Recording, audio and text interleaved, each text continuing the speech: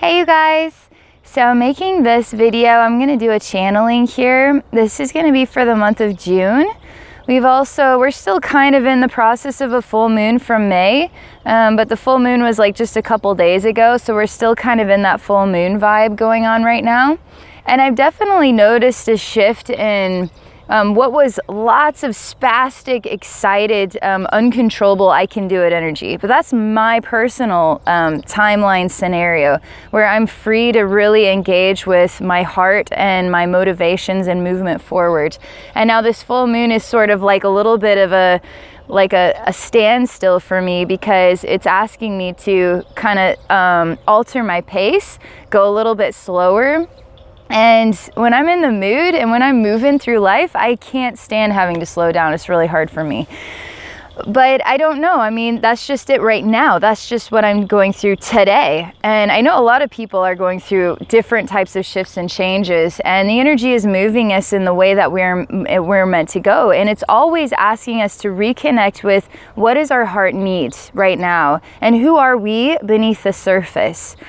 So I'm gonna relax. I'm actually just gonna channel, so I'll have my eyes closed most of the time here, and then we'll experience what is a story message from Spirit all about the full moon energy and the months of June, which will include new moon energy.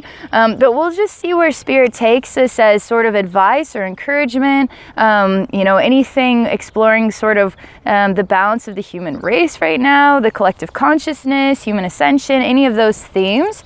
So I'm just going to go ahead and relax here, and we'll just see what comes.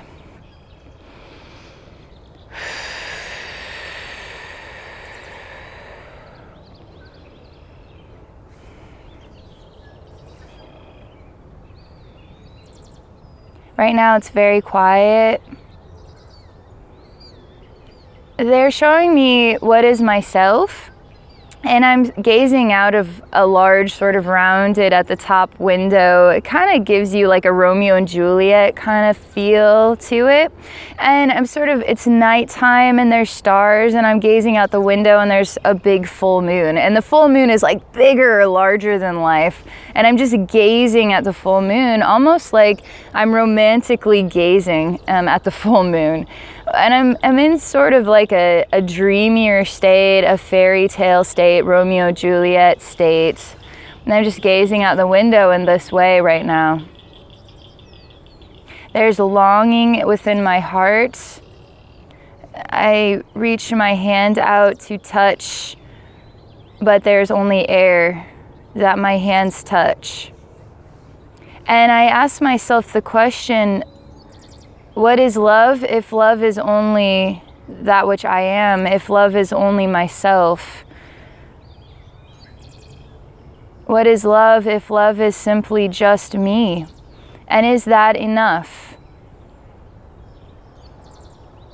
Is there something deep within my heart that longs to explore what love can be or what love can mean through the eyes of another? Through the heart of another, through the continence, through the stance, through the expression, through the identity, through the creativity of another soul.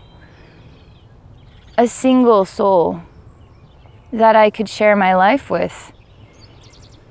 And I breathe in deeply and then exhale for a ways to just like that. I look at a photo album and I think about what these pictures and memories mean to me.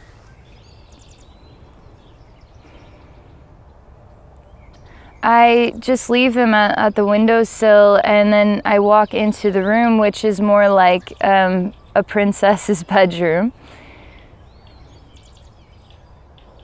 I lay down on the bed and I look at my door, which is closed, and I hope that nobody will come in and disturb me. I just want to be in this state or frame of mind. I feel sleepier and dreamier. My heart is exploring the vast universe and all the stars in the sky, and exploring all the memories that these stars and my star have experienced together. And I wonder if the vastness of the universe can be an experience that is human too. So it may not seem so magical, but yet being human and seeing each other as human beings instead of the stars in the sky, experiencing each other on a finite level instead of infinitely knowing each other's soul journeys, if that too could be extraordinarily magical. And my soul finds there to be so much value in feeling blind to my identity, blind to the identities of others, looking beneath the surface to find a deeper meaning in everything in my life is far more enriching than knowing everything.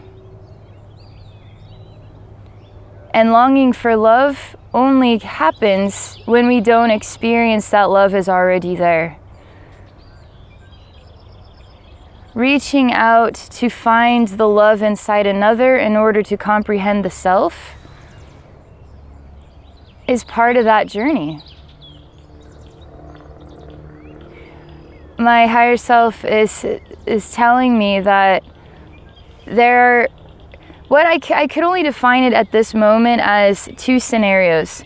One scenario, there are people who need to be taken care of, people who need to have a relationship because they're afraid to discover themselves by themselves.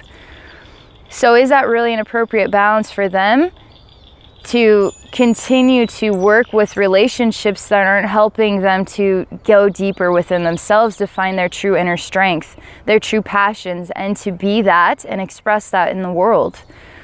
And there's this other scenario where you have somebody who has been deeply exploring themselves through every event in their life, jumping through the circus hoops and continuing to find themselves through the people and the experiences, but still feeling a vast emptiness or loneliness and longing to have enrichment, magic, sincere love that sees them, that isn't experiencing them on a level that nothing else in this world has ever provided. My higher self says, so do you see the difference between soul needs versus soul wants? Do you feel like somebody who has felt alone in their life through everything, which there's a lot of souls, especially enlightened, well-traveled souls, can feel a part of this world, can interact with this world, can be totally ingrained in this world, but still feel there's a lack, there is a longing for an insatiability, a longing for something more vast than all of this. That's why we're trying to find our galactic family. We're trying to open up our psychic ability. We're trying to make these connections. That's part of that longing, is to long to find ourself. And some of us long to find ourselves through a connection with a twin flame or soulmate. And I quote unquote because there's so many freaking twin flames and soulmates out there. It's an infinite universe. There's not just one perfect match. There's thousands and thousands and thousands and thousands of amazing perfect matches. And is there truly a perfect match, or is there what is a beautiful bond, growth and development between two souls that become intertwined and choosing to work as one or in balance with each other through the experiences? And then there's still souls that are afraid. They're very much so afraid. Why are they afraid? And why do they continue to behave out of instinct of fear?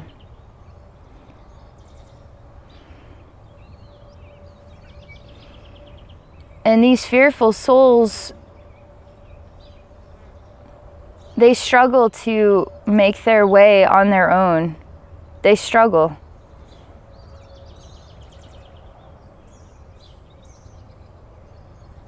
Is that really helping them to grow?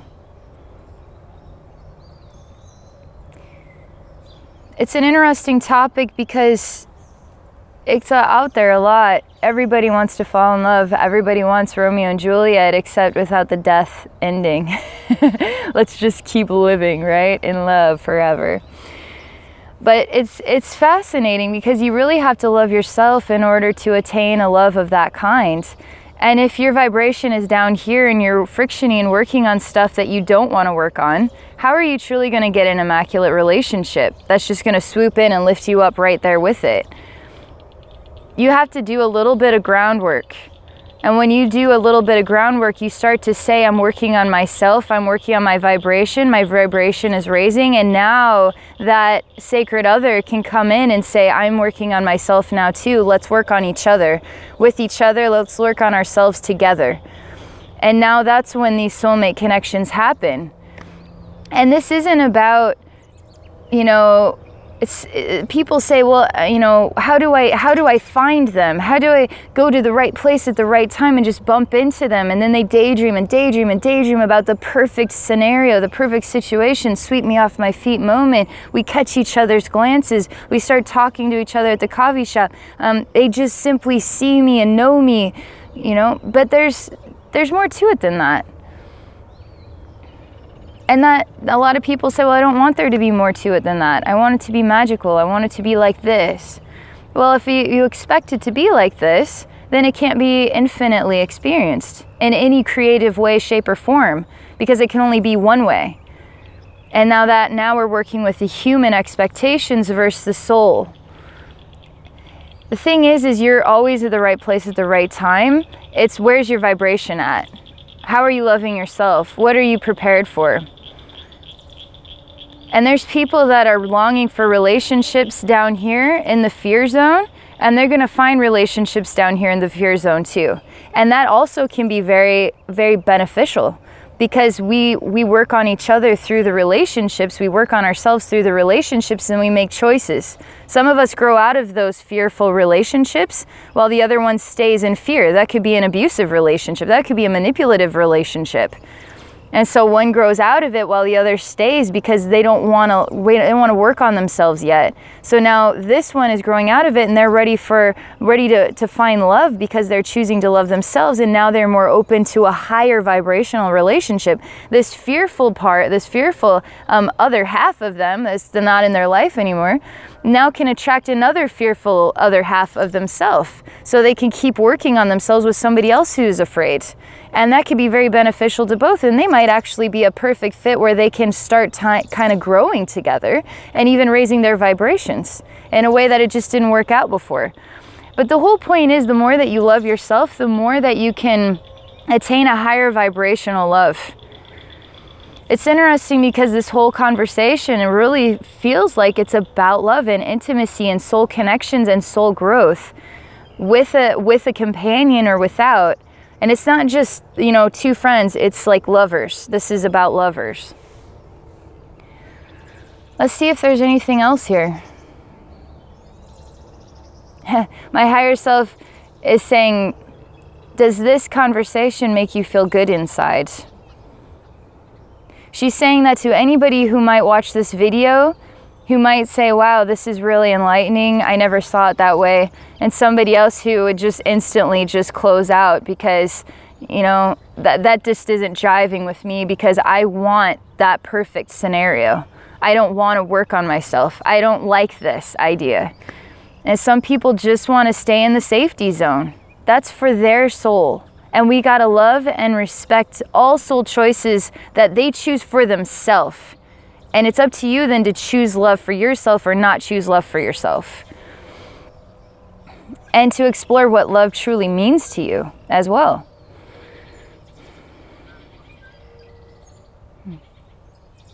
It feels like a complete conversation. I don't feel like there's anything else to say about that.